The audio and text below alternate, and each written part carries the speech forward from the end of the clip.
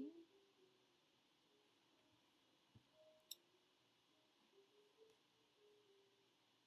Hi everyone, it's Miriam Ortiz y Pino with More Than Organized. I'm a certified professional organizer and simplicity expert, and I am so glad you could join me here again on the second Thursday of the month for the More Than Organized question and answers session.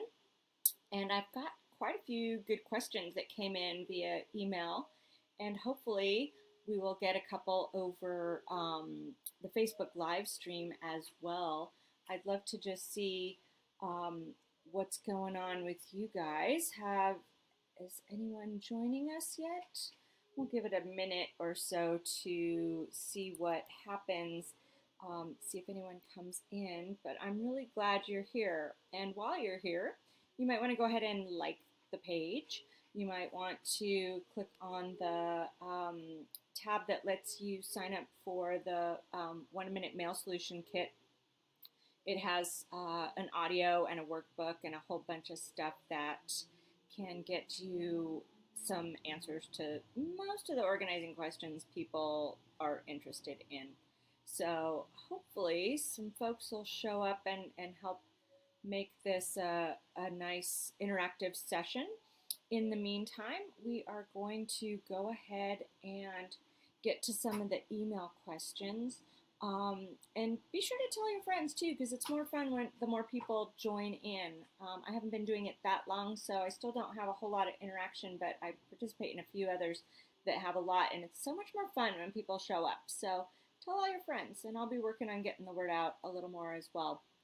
Mark your calendars for the second Thursday of the month around 5 p.m. Mountain Time. That translates to 7 Eastern and 4 o'clock Pacific. Hopefully it's a fairly good time for most people to show up for a few minutes to get a question answered. I know often my clients call me because they aren't sure where to start or what to do about a certain situation, and they're just kind of stymied. And so helping answer these questions can help get you motivated and continue your projects without getting stuck and being able to actually experience the fabulousness that is being organized. So let's see. One of the first questions I have was asked by my client just yesterday. Actually, we were making some decisions as we were refiling her paperwork into the new filing system, and just wondering which things are important to keep. And it wasn't so much the technical tax papers and that kind of thing that need a specific amount of time, but more what should she keep in regards to her interests and things that have already happened. And it prompted me to share with her my favorite way to make decisions when you're going through stuff you're getting organized. And that is to use the yes, no, maybe method. And that's because it allows you to continue momentum, to keep moving forward and making decisions that are easy, and then going back to the ones that are a little bit harder. So for instance, let's say you have a pile of shirts and you're not sure which ones you're going to ultimately end up with. But you know that 3 of them are your absolute favorites and you are not parting with them for any reason ever. So those go into the keep pile and they get put back in the space. And then say there's 2 or 3 that are torn, ripped, stained, don't fit, they've outlived their usefulness. Those go in the definite no pile. And then there might be 2 or 3 that you're not quite sure yet. One you're going to keep if you have the pants that match. One you're going to keep if you don't have another better option until you get a replacement. Those kinds of things. You're not quite sure yet. There's not enough information. Turns out to make good decisions, you have to be well rested. You have to have a certain amount of energy in terms of food and hydration. You need to have had good sleep.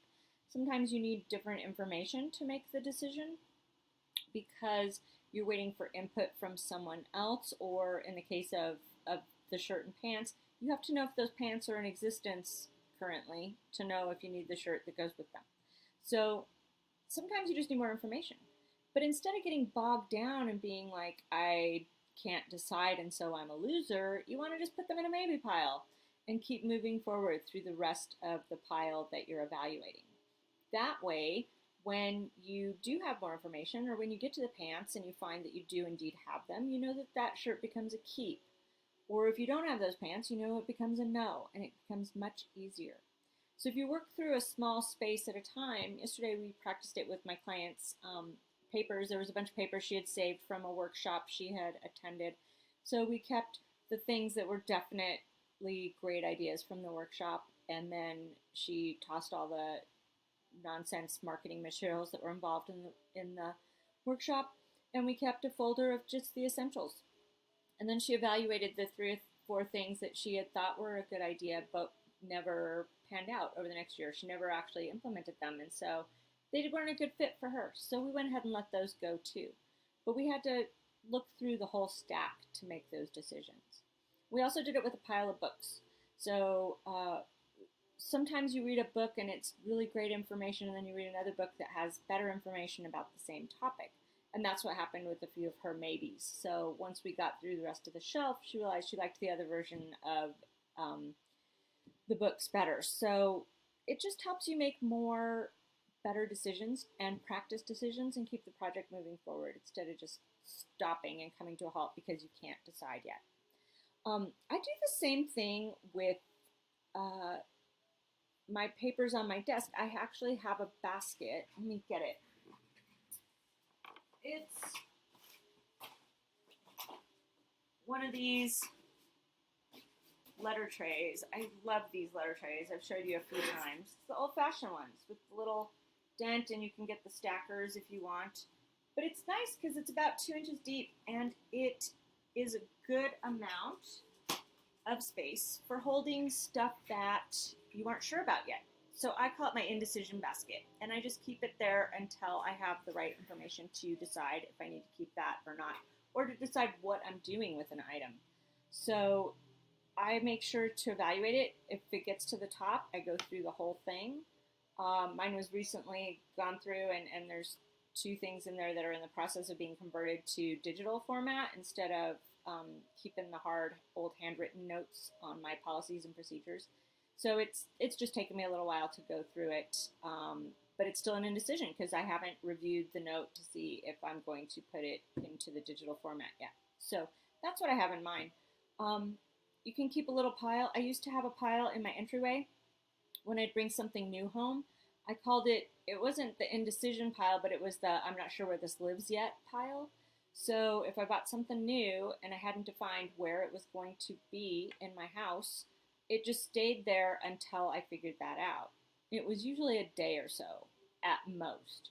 But occasionally there were some pieces for a project that needed more pieces for later, and that's another example of indecision because it's not going to live in your house as a can of paint, say. It's going to be the paint on the piece of furniture that you're painting once the project is done. So there's a temporariness to indecision, and if you just set up a spot that'll hold that indecision in the meantime, it can stay temporary, and then you'll be able to make the decision when the timing is right, when the project is done, when the whole pile's been evaluated, when you see that it's your best option or your worst option, and then you can say yes or no to it. All right, I hope that helps because all decision making requires practice, and it's a really great way to make quick, easy decisions a little bit at a time and get better at them and keep moving forward, not get stuck. All right. Oh, my iPad closed down. Let's see what the next question was. Oh, what's a good container? Like that letter basket I just showed you, I love a container that is big enough to hold what you need it to hold, small enough to not get overfilled, versatile enough to hold a variety of materials, shapes, and sizes, light enough to move around easily if you need to. But it really depends on what it is you're trying to store. One of the other things we realized yesterday resetting up that file system for my client was her old file system was completely alphabetical. So she had at least 26 hanging file folders with the letters on them, and some letters required more than one folder. And when we switched to categories, we were able to get rid of at least 13 folders just because there's 13 categories in the system that I recommend. And by grouping folders a little bit differently, some of the folders ended up next to each other that had originally been in individual folders.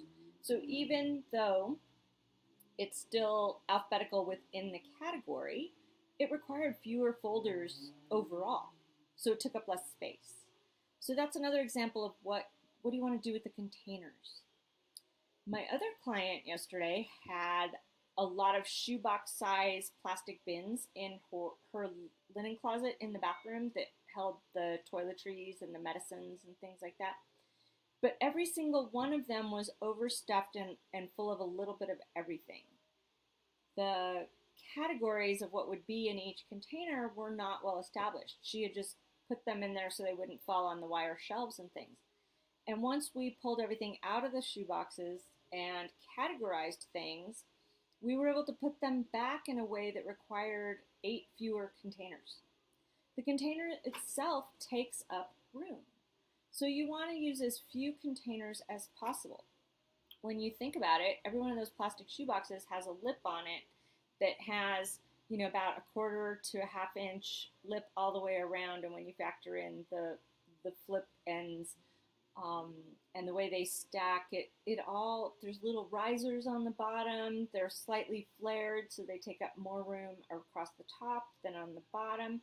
And it ends up wasting like half an inch of space around every single container that could be used to slot in another couple things. Or not, or leave space for things to breathe and not knock each other over when you pull them out. So always do the containers last and get the most generic one for the process. Another example of one I love, look how old school, I haven't finished going through my office this year, but this is an old crate that is a CD crate. It was originally designed for CDs, like I have in here. These are actually mostly software and photos. But it allows me to hold a variety of sizes. There's one that's DVD size in here, and then there's ones that don't have containers at all around them. So it holds a variety of things. But that same one, or that same style, can be used to hold all my electronic gizmos and gadgets. An old microphone, a disk drive, my extra cords, some headsets, the few accessories for the computer for special situations. But it's just a crate. It's a box, no lid, and no individual sections for things. So a CD rack that has an individual section for each CD requires jewel boxes for it to work well. You have a box set, or you have a DVD, or you have a special size packaging for some sort of marketing thing, it won't fit in those slotted racks. So that's a great example just to give you why you want something that's more generic and versatile. A bin or a box, I think, is always preferable to a basket or a slotted thing, just because it takes up less room and it's more versatile. All right. That was a good question. I don't remember who sent that. I think I just put it on the list because it came up yesterday during the sessions. All right, fewer containers, easier access to your things. Easier to put it away, takes up less room.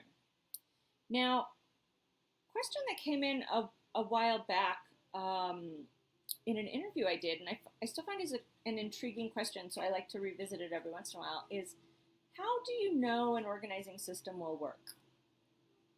And this one's really interesting because it demonstrates the fear that a lot of people have about getting organized and not wanting to do it wrong. There's a lot of perfectionist procrastination tendencies in people that want to get organized. And one of the reasons organization gets away from them is because they get stuck thinking that they don't have the right solution, or they don't know how to evaluate if it's going to be a good solution for them.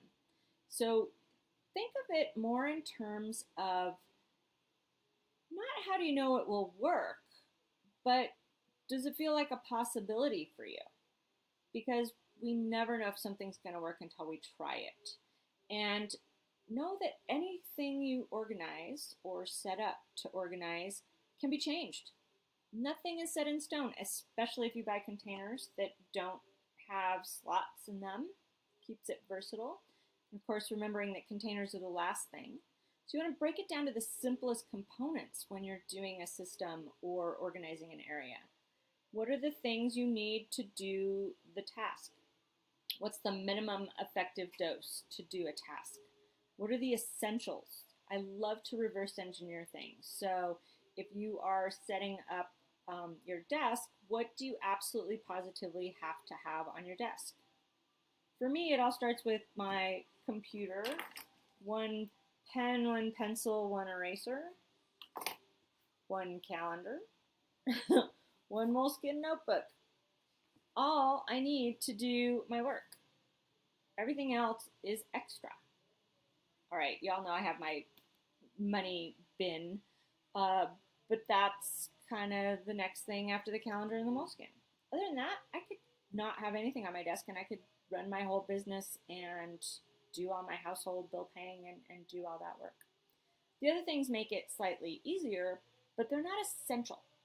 So always break things down. In the kitchen, a set of knives is kind of essential, but the food processor, the grater, the mini chopper, the salad shooter, all the other appliances that cut up food are not essential.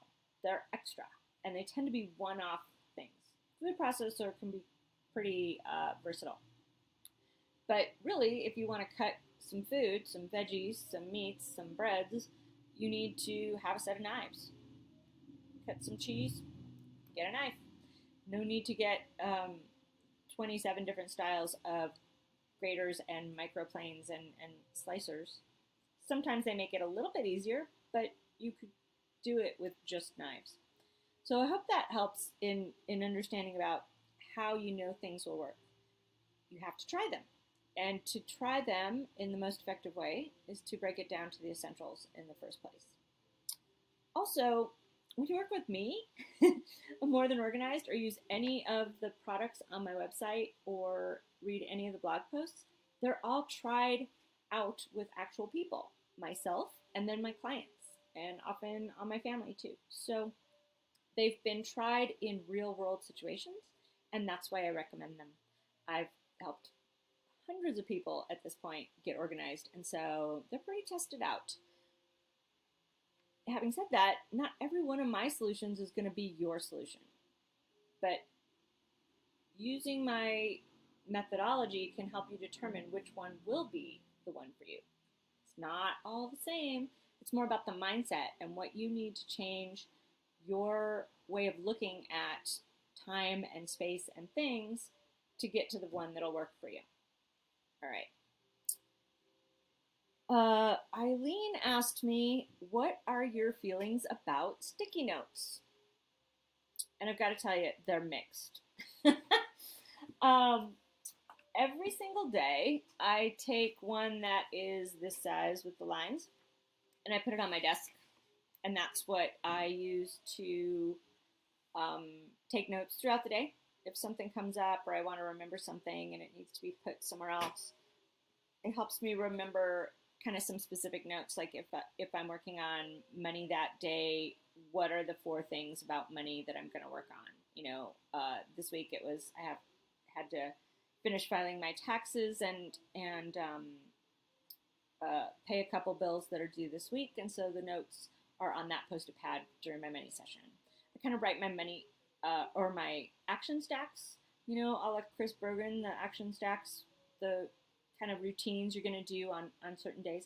I write down just little notes of what I'm going to work on during that action stack or time block, as I call it in my streamlined time solution.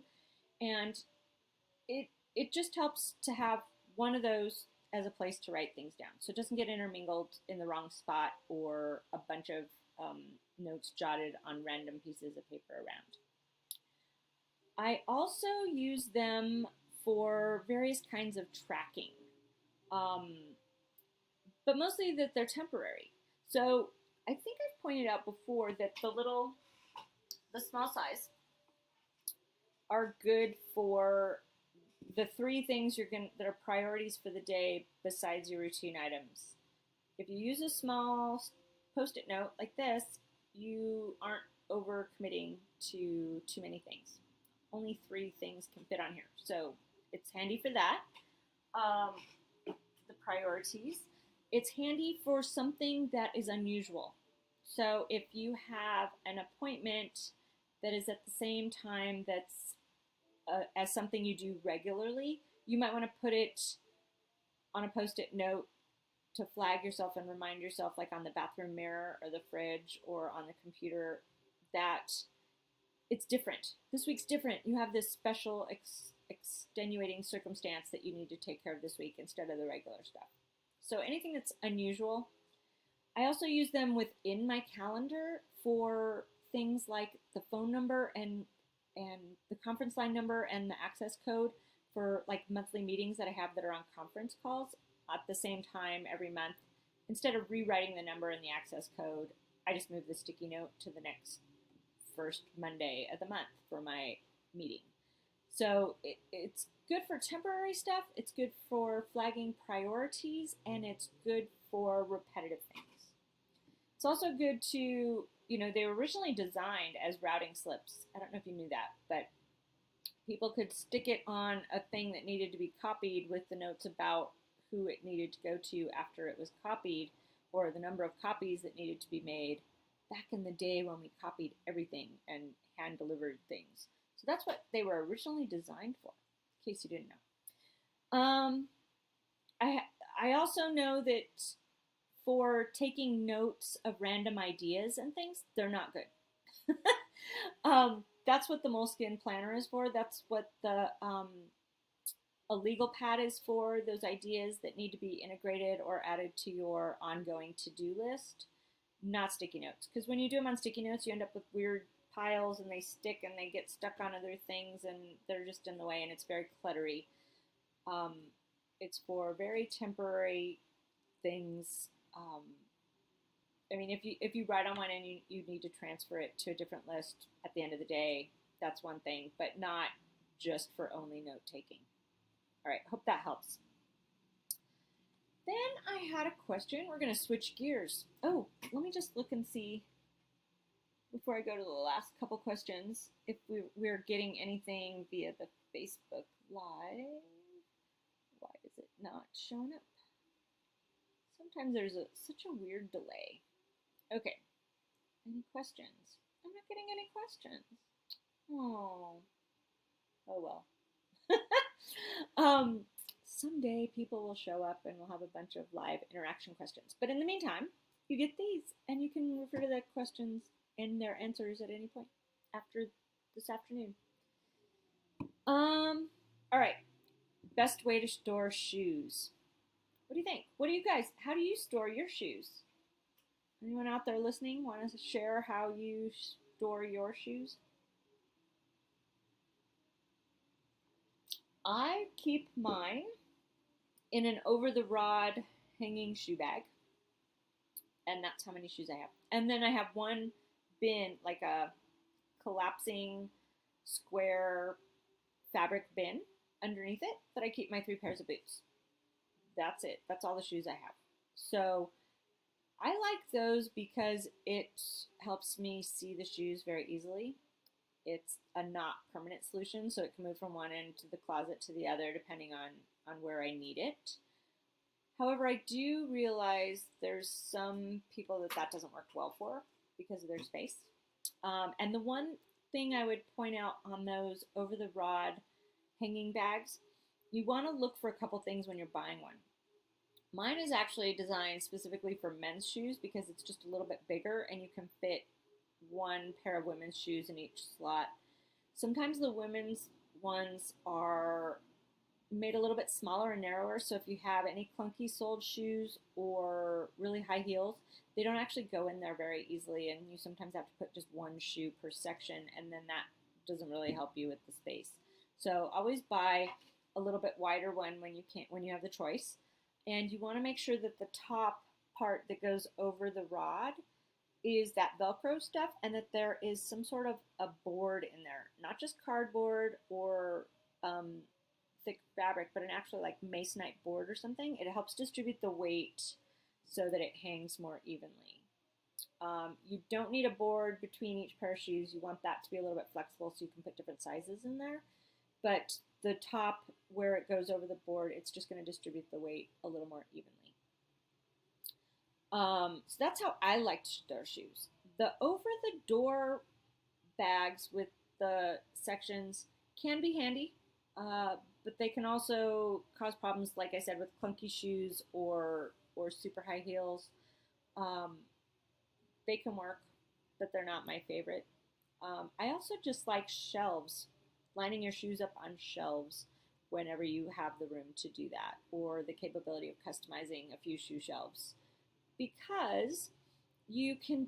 There's a lot of flexibility in terms of you can put shoes front to back or side to side or stack a few flip flops sideways. It just gives a few options if you have, again, a non slotted option for storage. Just a linear shelf is great.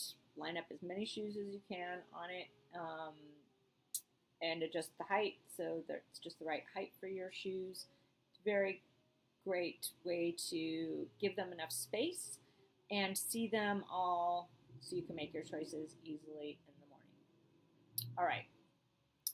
That was from Terry. She's another one of my clients who sent that question a while back, just getting around to answering it. Hope it helps, Terry. I haven't actually seen Terry's closet. We worked on her home office, so I haven't seen her closet, but I'm sure she's understanding what I mean by the not specific containers, because we talked about that in her office too. The great thing about many of these tips today is that they carry over from room to room, situation to situation, home, office, work, car, all different aspects. So keep that in mind as well, because it's really more about that mindset than the actual specifics of buy this brand of container in this size, shape, and color. It's really about what you can do to make it versatile and functional. All right, we're going to look one more time for comments here. Hang on. And in the meantime, feel free to visit morethanorganized.net. There's a variety of resources. There's a free course on the home page. There is the 1-minute mail solution kit, which really focuses on how to deal with your paperwork in your mail. And the concepts work for your email box as well. And then if you want to get a little more in-depth, feel free to check out the Streamlined Solutions course. There is Clutter, Time, and Paper.